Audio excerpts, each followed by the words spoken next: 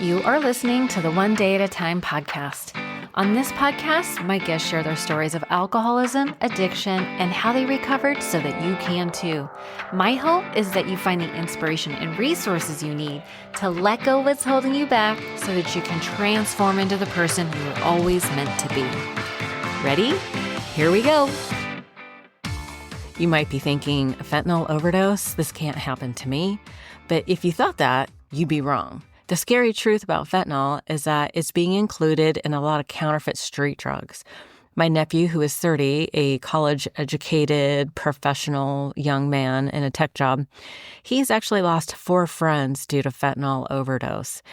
They thought they were taking Molly or something else, but they died because it was laced with fentanyl. These were young men who did not fit the stereotypical demographic of someone you would expect to see in the news. My own son a few years back was experimenting with drugs and had taken a counterfeit pill. We were so lucky that he survived. Even the ER doctor couldn't tell us what he actually took. My point is that when someone is taking drugs, they are playing Russian roulette. We need to educate ourselves about what's really going on so that we can protect ourselves and our loved ones. Today, my guest Ryan Hampton will be talking about his new book, Fentanyl Nation. He will be separating fact from fiction and share simple yet powerful action steps that we can take to help those who are experimenting or addicted to drugs. So without further delay, here is my conversation with Ryan Hampton. Well, Ryan, thank you so much for joining me today. Good to be here. Thanks for having me back. Yes, I went back to the archives and it was January 5th of 22 when you came on and we were talking about your last book, Unsettled, how the 2 years ago. It's been 2 years. Almost 3. Almost 3. Oh my God. Isn't that wild? Wow, time flies. Man, and a lot has happened since I'm going to have you do a little teeny intro, but like you got married. I know you have a godson. It's like a lot has happened in those last 3 years. I got more gray hair. Yeah. Me too. I do color though. And oh my gosh, you wrote a whole nother book. And I just want to shout out the title for the first one, which is Unsettled, How the Purdue Pharma Bankruptcy Failed the Victims of the American Overdose Crisis. And now you have another lighthearted book, Fentanyl Nation, Toxic Politics and America's Failed War on Drugs. And you go for the hardcore substance books. Yeah, I wasn't planning on writing. I mean, it's actually my 3rd book. So my first book was American Fix, which came out in 2018. The second one was Unsettled, and this is the third, Fentanyl Nation. And I honestly, like after Unsettled, I wasn't planning on writing another book, but just the level of dialogue around fentanyl and so much of the misinformation that was out there and the unintended outcomes that were coming from this misinformation and fear and, these fantastical stories that we're hearing about in the media, was really frustrating, and I just started to see from a ground level, right? Because in my day job, I run a nonprofit. I do this work every single day in naloxone distribution and peer support and advocacy. And our job was just getting harder and harder. And the solutions that were being proposed really felt eerily similar to 1980s, 1990s, war on drugs tactics. And there was just this level of frustration around, getting the truth out there and really having a piece of media, through this book that would allow people to get more of the real story of what's going on and really what they could be doing in their communities to help curb some of these overdose deaths and, make sure that we're not, taking this knee-jerk reaction response that's going to drag us backwards instead of forwards. Right. And so I started kind of coming up with the idea around Fentanyl Nation. And as in the other 2 books, like really it's more about other people's stories and other people's experiences and science and data and facts, not fiction.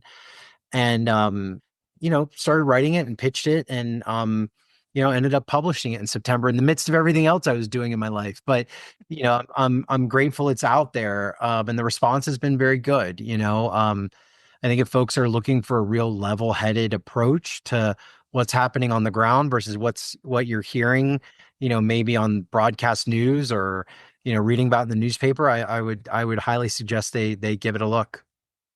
Yeah, I was going to ask you, there's a lot in this about separating fact from fiction, and you're right, there's a lot of sensational headlines, and I feel like there is a general distrust in the broadcast news, as you were saying, and so I really appreciate your approach of boots on the ground, getting stories from real people, and you're talking about separating fact from fiction.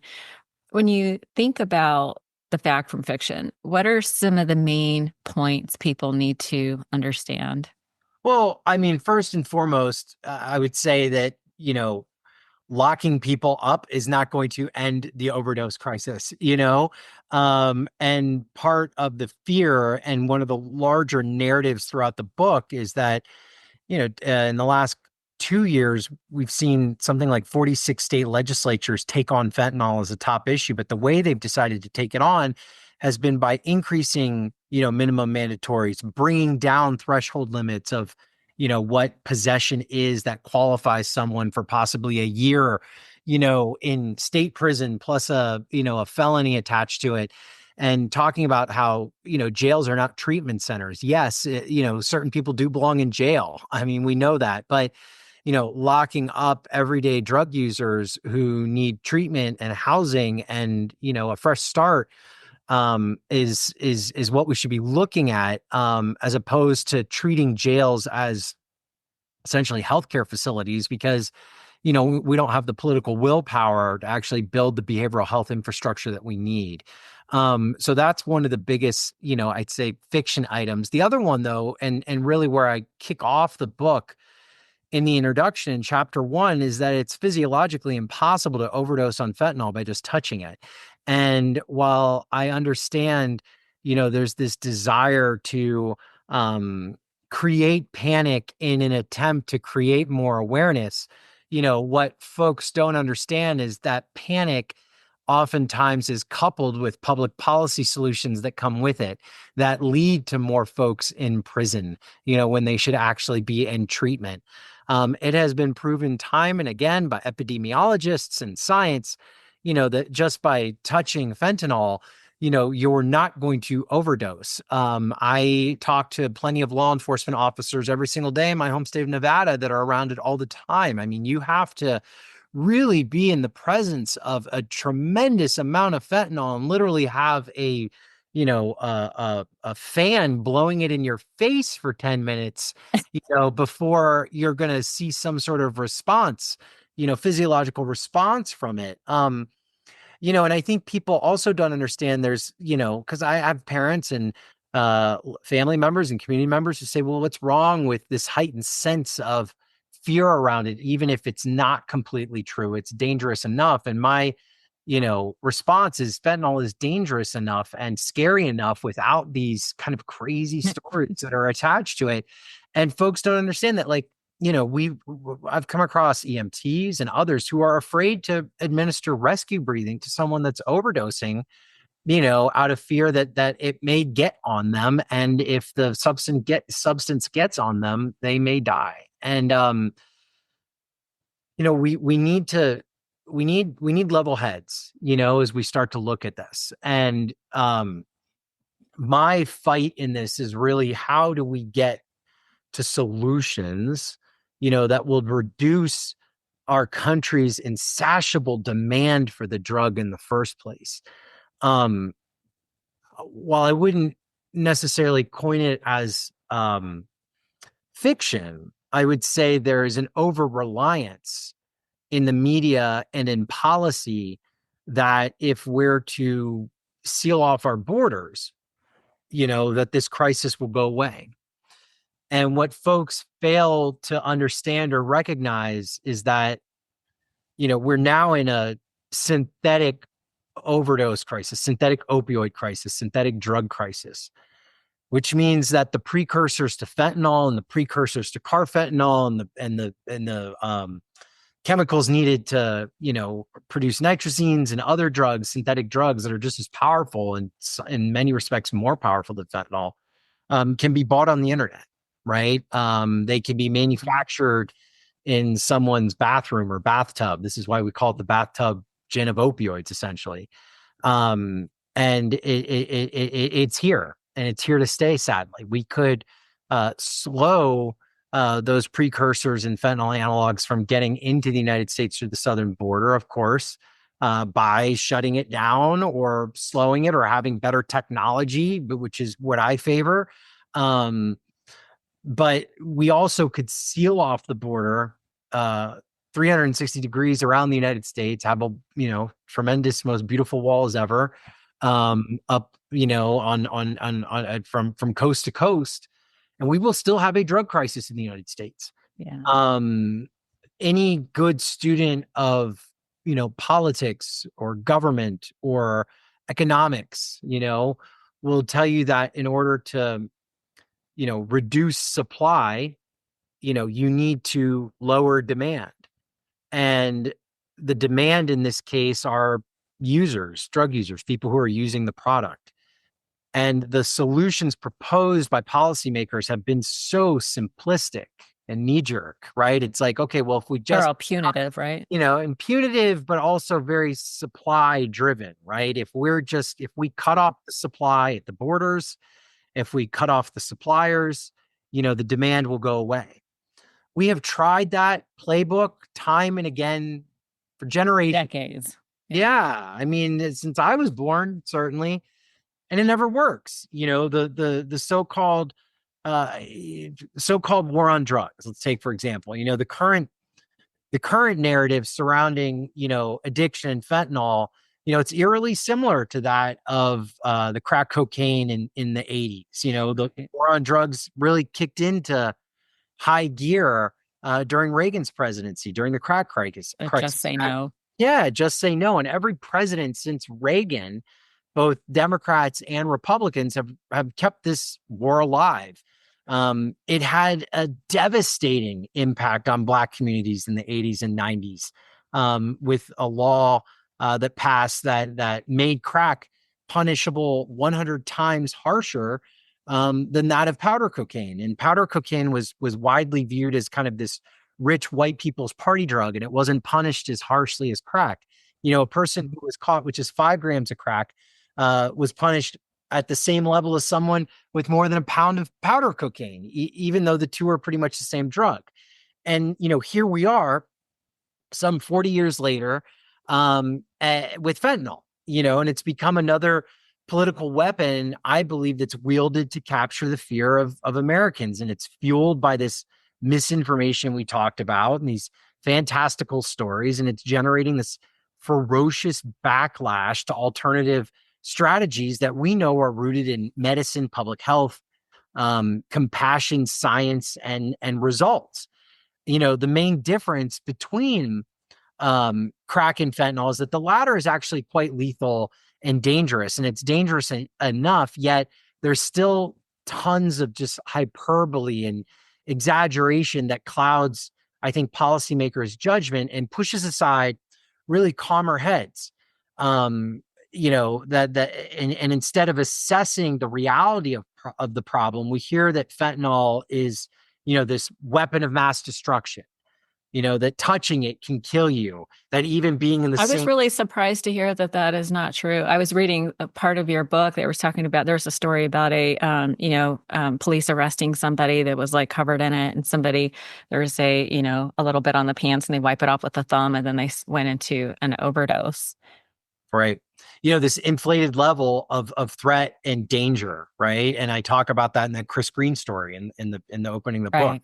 Yeah. And like I said, it fuels bad ideas. It fuels ineffective strategies. Politicians, we just got over a very contentious election cycle. They're tripping over each other to look tough, calling for more drug policing, more crackdowns, more harsh penalties. And it's maddening because we have been here before. We have seen this before. We have tried this so many times, And I'm really afraid we're just stuck in this cycle. And, I talk about in most of my books, and I started kind of making this comparison in my first book, American Fix, but it's still very true today, that the overdose crisis in America is how we got into it is uniquely American, and how we deal with it is uniquely American. At some point, we need to look inward as a country and realize this is not necessarily, a foreign policy problem. This is a domestic policy problem. And the United States has failed catastrophically at addressing the root of the problem. Pardon the interruption. I just wanted to give you a heads up on some free resources I have for you that will help you solve the one problem we all have, regardless of where you are on your sober journey. And that is overcoming negative patterns. We all have that one area that is particularly stubborn. It typically shows up in one of three areas: relationships, fitness, or finance. And here's the really frustrating part. We already know what to do to reach our goals in these areas. But what we end up doing is looking for the next guru who'll give you the next right strategy or tactic. So we get stuck in consuming information when what we really need to do is just take action on the knowledge we already have.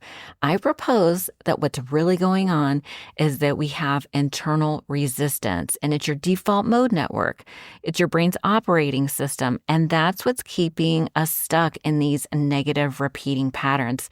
So, I am going to be creating a lot of content, step-by-step videos on how to overcome that resistance, but you'll have to be following me on social media.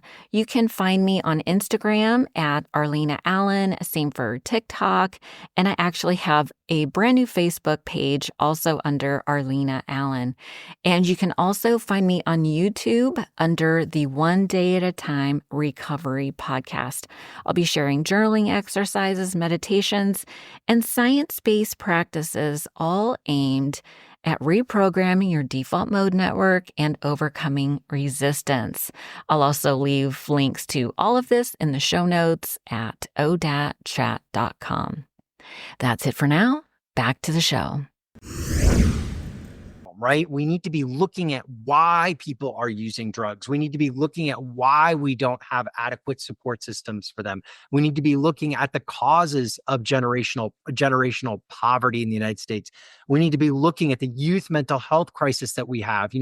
I talk a lot about these horrifying and just devastating and heartbreaking stories of kids, who are searching online and finding a pill, and taking that pill thinking it's a Xanax and ending up dead because it has fentanyl in it. Yes, we need to be doing more to prevent those tragedies from happening, but we need to ask our questions. Why are those kids reaching for what they think is, a benzo or another pill? Like, what is going on? How do we break those cycles? We can't keep looking at these quick fixes because, like in recovery, you just keep repeating the same thing over and over again. You're going to get the same result. And that's exactly what we're doing with fentanyl. We're just patching it up because in this era of these synthetics, we may solve or could solve this quote unquote fentanyl crisis. But if we don't look at the demand and the causes behind why people are using, chaotically, it's not fentanyl today. It will be something else tomorrow. I guarantee you. Absolutely. Yeah. What are some of the stories that you came across when doing your research that really stand out to you? One of the most impactful stories for me was Sue Osterman, who lost her son, Tyler, to an overdose in Philadelphia. And Tyler, had been struggling for some time. And he died in the middle of COVID, the fentanyl overdose. And Sue was angry about the circumstances of his death because Tyler had been denied access multiple times to many different treatments through his insurance company, through, publicly funded available treatment.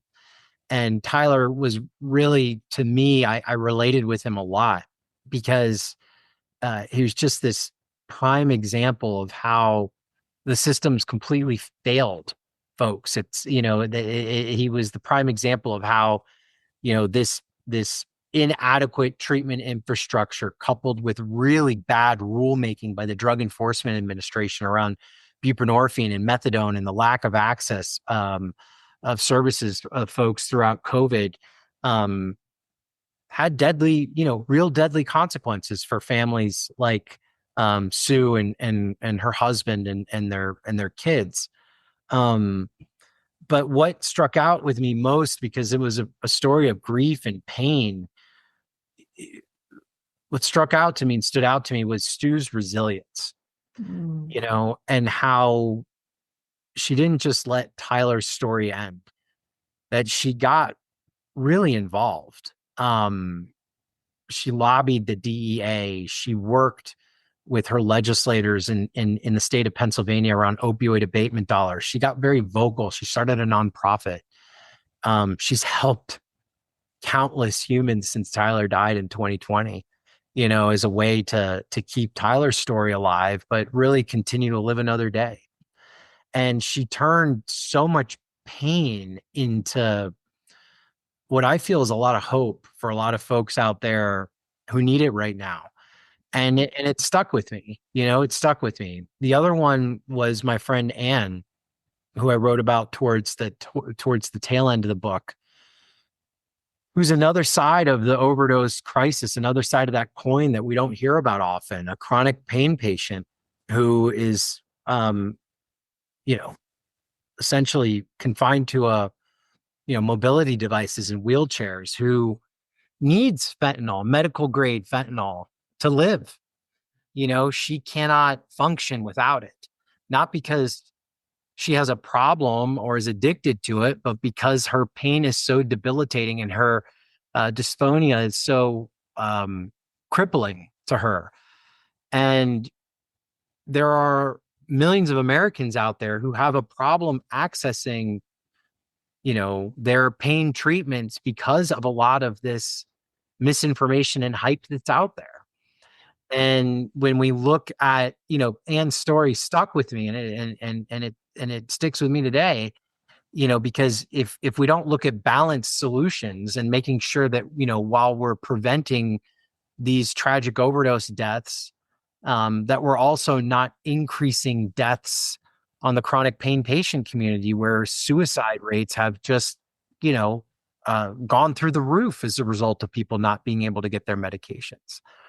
And it's a delicate balance. And we saw a lot of this happen, throughout the first wave of the crisis with the pharmaceutical opioids and Purdue Pharma and OxyContin and Roxicodone and things like that, where the CDC took this very radical approach, and the pendulum swung very quickly to the other side, to another radical side, where folks were essentially cut off. Again, a very supply-driven solution was, let's end, we can curb the pharmaceutical overdose crisis by just cutting off the supply. And what ended up happening was a lot more people ended up dying, not just from overdoses because people were switching to the illicit heroin market, but also because people couldn't access their medications that were qualified to have them, and they were committing suicide. So Anne's story stuck with me just as much, just in a very different way.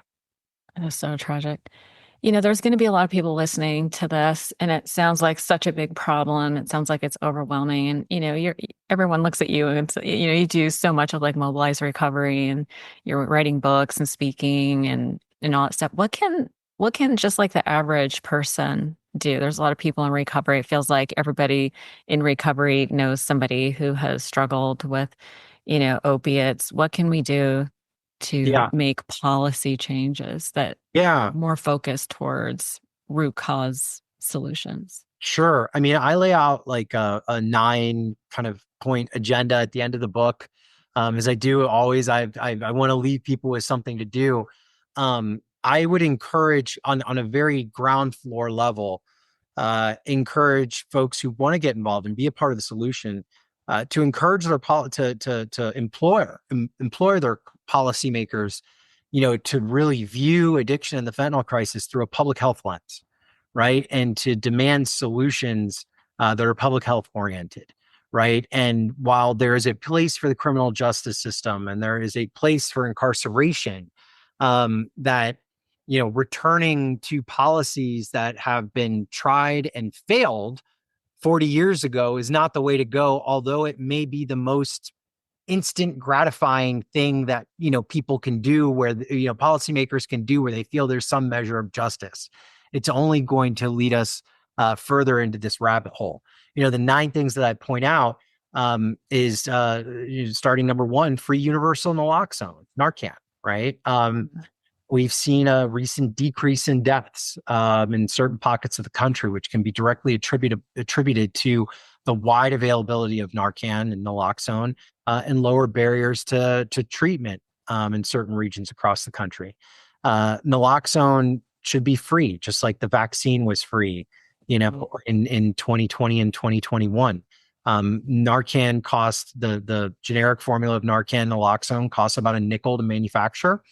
There's no way that we could have a wide supply of that available to every single American and every single public place around the United States with no cost attached to it. The second thing, is we really got to look at real-time data collection.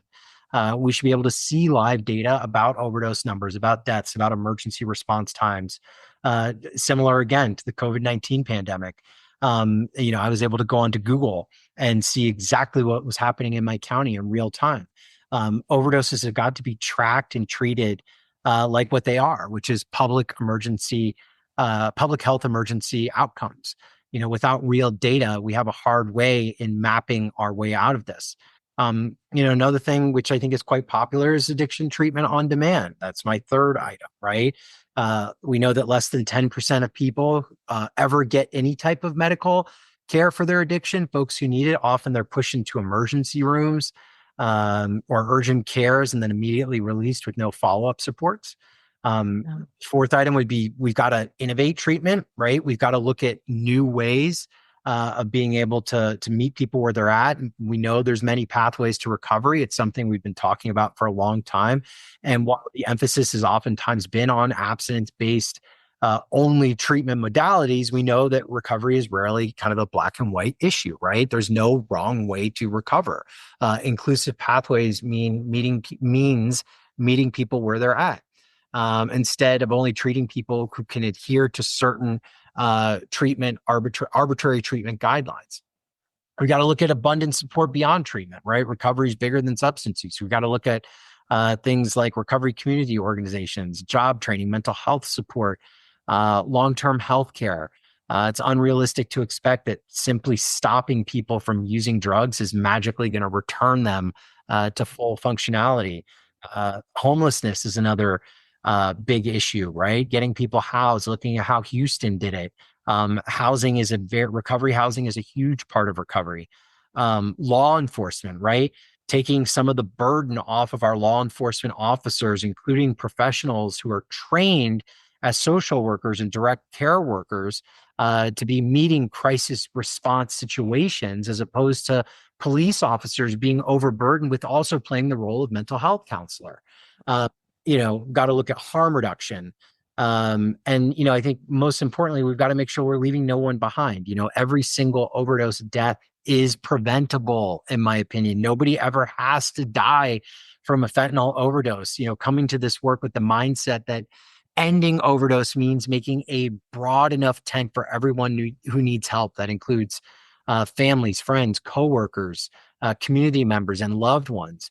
We want people to survive because of the systems that we build, not in spite of those systems. Right. Yeah. No, well said. I would highly encourage everyone to get your book, because that's a lot of information to consume. And I think there's a lot of people who really want to do something to try to make the changes. And I couldn't agree more with your approach about getting to root cause and the treatments. Jail is not a treatment. And oftentimes people who end up there don't get any treatment. It's a very cruel. And on top of it, like when you go through the criminal justice system, when you go through jail, when you go through prison or state prison or jail, at the tail end of that, folks are about 135% more likely to die of an overdose. right? Like we know it's Right. harder to access a job. It's harder to get healthcare. It's harder to get back, reintegrate into society when you've got it's harder to rent an apartment or buy a house when you've got a felony attached to your name. Yeah. Yeah. It's a setup for failure. Yeah. Mm. Well, listen, I know you have to go. You have another, you're a man in demand. And I just want to say thank you for writing this book. It is so needed. And I love that there's always action at the end of your book. And if people are interested in learning more about you and all the other work that you do, where can they find you? Sure, they can find me at ryanhampton.com, or they can hit me up on X at Ryan for Recovery. I'd love to hear from you and hear what you're doing in your community and maybe find ways to partner together to do some good work. Thank you so much for your time today, Ryan. Thanks for having me. Good to see you. Good to see you.